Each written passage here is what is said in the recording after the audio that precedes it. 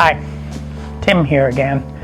Today it's quite cold again. I just did that last video yesterday, but it's still quite cold, so I prefer doing these outside, but I'm not today. Today I'd like to talk about truth, a little bit about truth, and I have I like to make sure that I cover certain things, so I just have some mini notes here to refer to as I go along. So, truth. And most of my life I was just concerned with man's truth, what we have created and come up with and plotted and wrote about and experimented with and come up with things that we can feel are true. And I've been involved a lot in physical truths. I have mostly made my living at building things, constructing things, designing them, building them, putting them together, doing all the physical labor necessary to put them together. So I have come to understand and know physics. I've never studied physics. I don't know many of the terms of physics. But I do know physics. I actually can do those physical things called physics. And one thing I can do is I can take a beam, I've done this, take a beam that is 14 feet long, 10 inches by 10 inches, and able to put that up onto the close to the ceiling of a project by myself. I understand the principles involved in how to do that. I'm physically able to do that. I'm not that strong. I'm not very big, but I can understand the process to do that. I know how to do that. I know physics. And I've never studied, I've never been in a course to learn the physical things that I know. I just learn them by doing them. And I reference sources to figure out something about what I'm doing. Certainly I've looked at a lot of different sources, and what I consider are good sources, the sources that appeal to me, but also are detail things in a way that I find reasonable and productive and efficient. So that's how I have learned.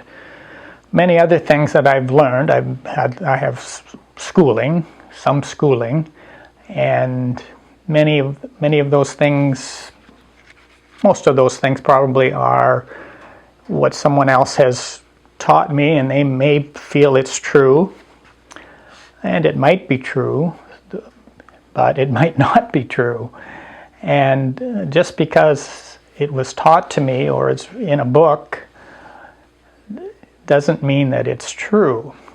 And I've come across recently, and that's kind of why I'm here where I am, looking at many things that we, mankind, believe is true, or a sect of mankind believe is true. My particular society believes is true. But I've come to see that much of it is not true.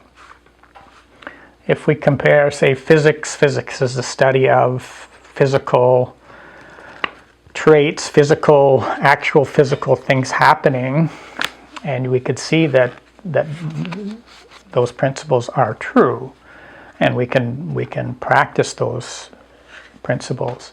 But if we look at something like history, the study of history, and that is so subjective so subject to people's frame of mind and people's biases and people's ideology, what they want to have to be said.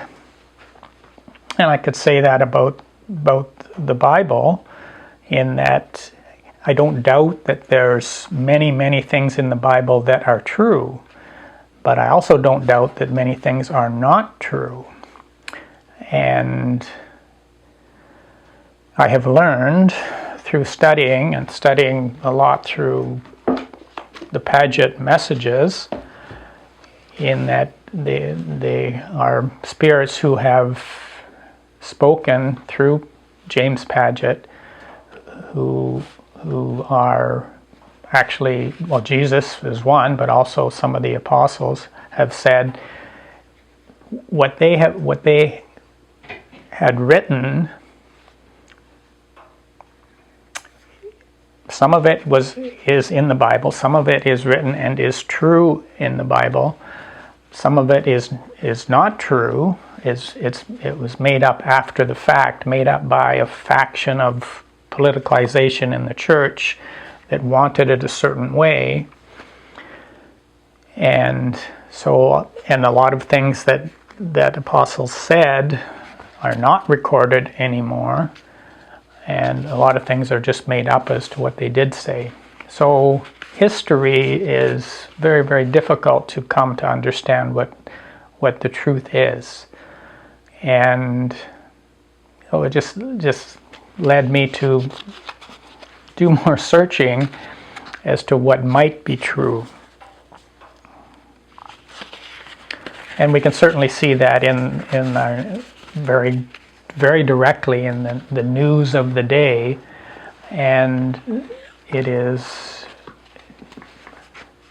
not all of it, but so much of it is from the viewpoint of that person, from the ideology or the way they have constructed the world in their own mind, in their own beliefs, and then want to project that particular belief out to the world. So news is not really generally objective news. It can be, and in some instances it is objective news. So anyways, I really started questioning what I knew or what I thought I knew. And it just interesting to how will we learn things?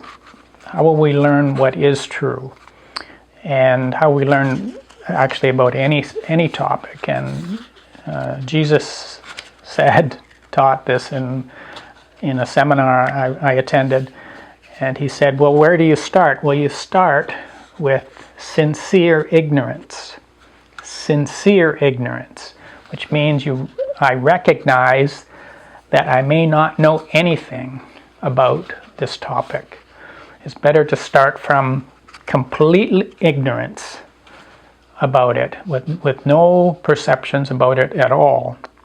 And from that point, then you can take certain parts of it and look into it and study it and look into where you think a good source is, and you can begin to learn about it and possibly add to what you believe about it. And that's how when I first came across Jesus in Australia, that's where I was coming from. I didn't have a lot of beliefs in me that I had to defend about religion or Jesus or God. So I came from a place of pretty much sincere ignorance. And I was recommended to look at the Divine Truth website by somebody who I had come to respect and pretty much trust in the things he said, based on hours of listening to him and seeing how practical and sincere he was in what he was doing and saying. And he recommended the Divine Truth website. And so I immediately went there and I started looking, and it was surprising what I saw and what Jesus and Mary were saying. But I didn't dismiss it. I said, okay, this could be true. Why not? It could be true. And I just stayed with that frame of mind, and very interesting and very complete. And I listened and listened and listened. And I also went to, and these are published on the website, I went to look at interviews by journalists of Jesus and Mary and what they were doing. And those are all included in the website, whether they were very, very critical or not. It is included in their website to see this is what people are saying about us. And some of them a couple were positive. Many are just completely negative and do not report accurately what they learned. I could just see that by the massive information that I was receiving.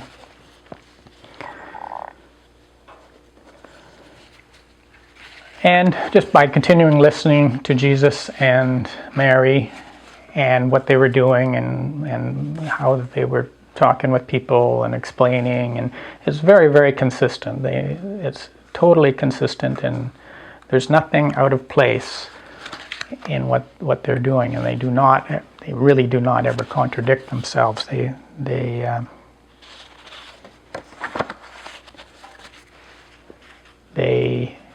are very sincere and explain everything and are not trying to prove anything. They were just teaching what they do know. And it's very reasonable compared to other things that I've heard throughout my life about religion and Jesus and God. It's just a reasonable and logical explanation of things, and it just does make sense. But I'm not going to lose my humility. I'm not going to say, okay, everything that they say, I'm not going to say to myself, this is all true. I'm not going to say that. I don't need to say that. I can say, okay, I do believe it's true, but it may not be. And maybe I'll come across something that suggests to me, oh, this is not right. So far that has not happened. And it just my faith is does increase.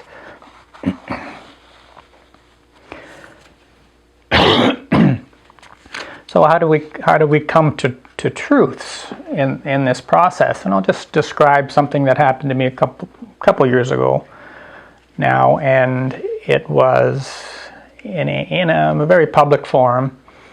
And I do service work for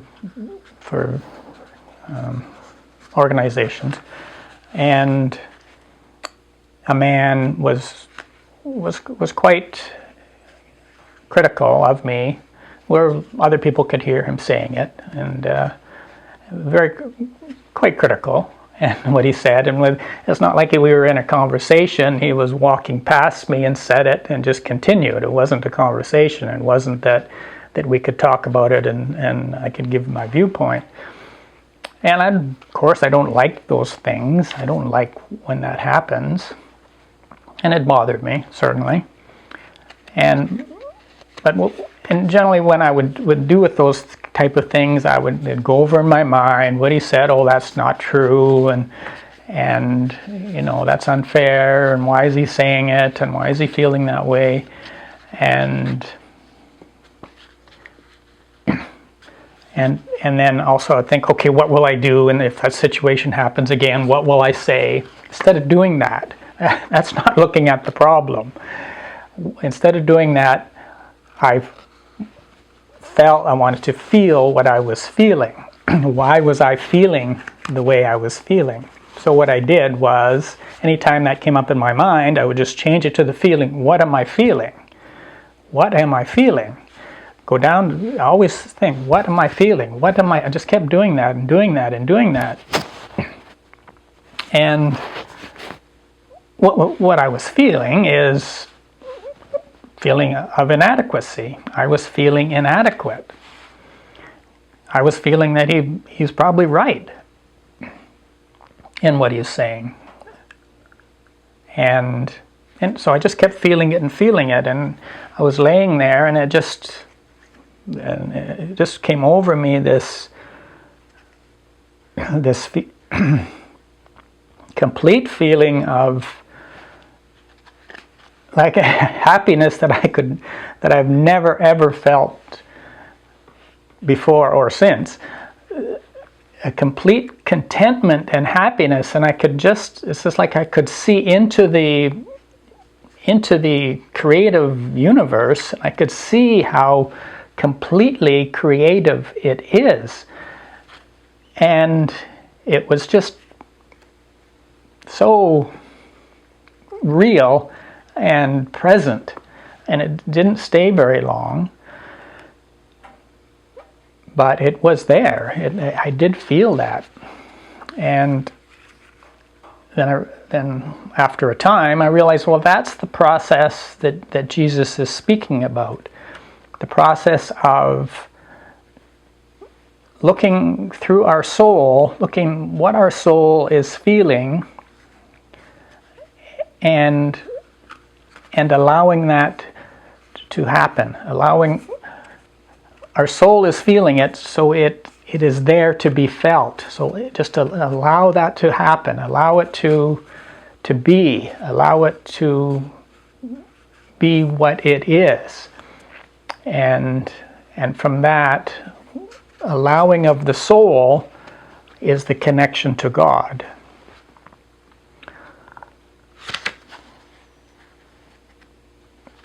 Now, if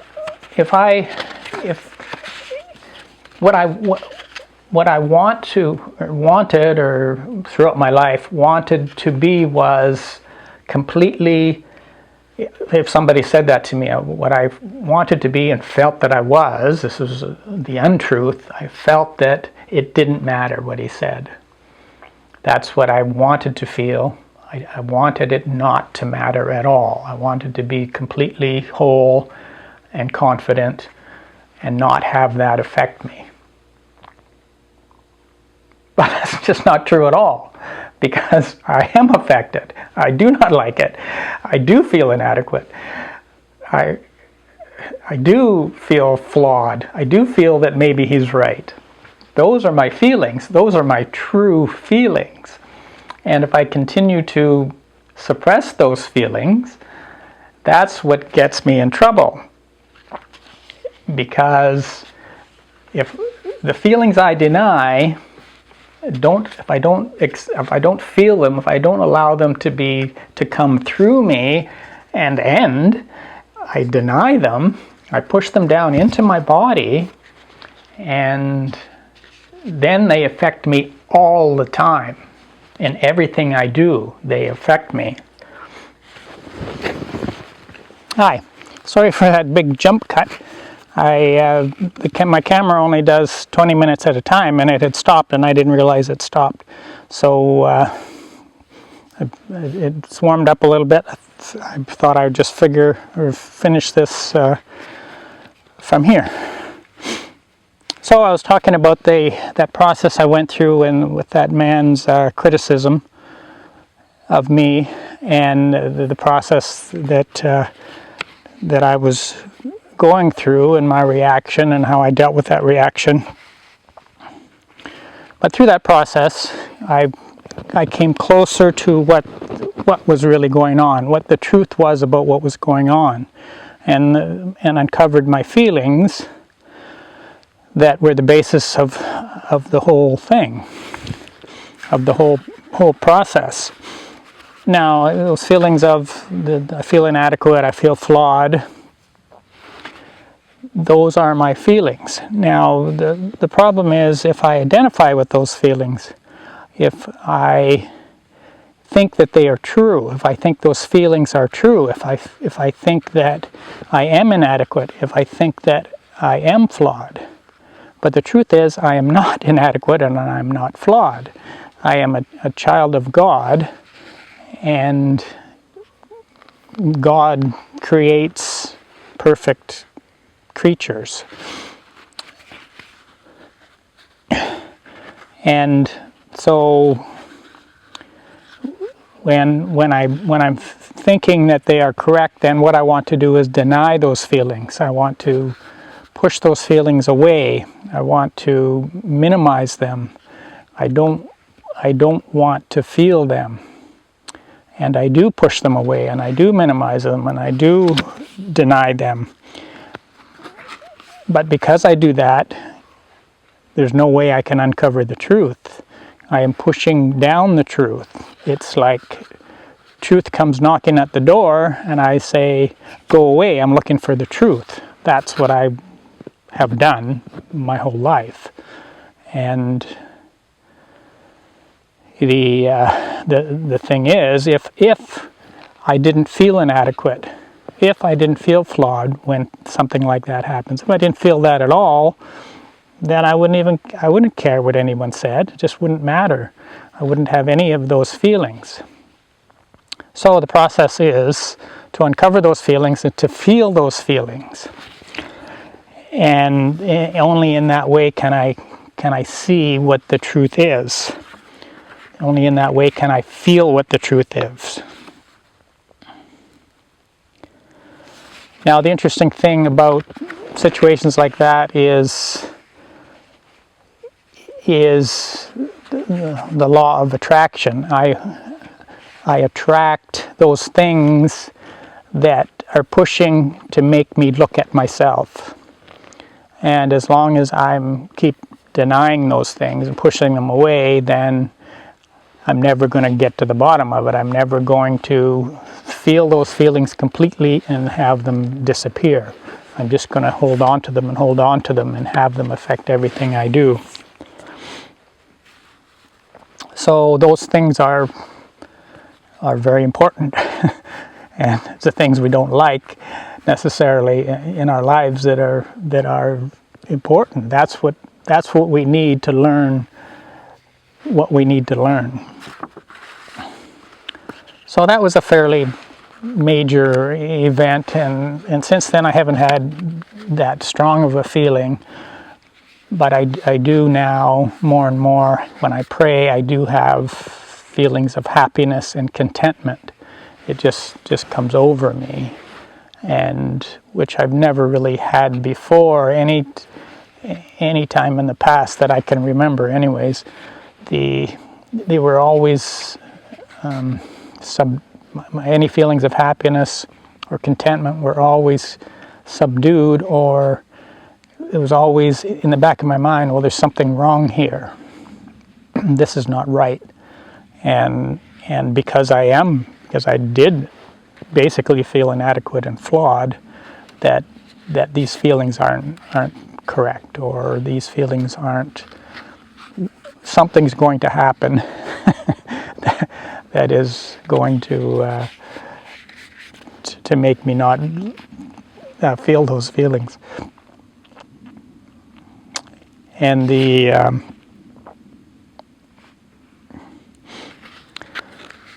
so through all this, I'm seeing some truths about myself.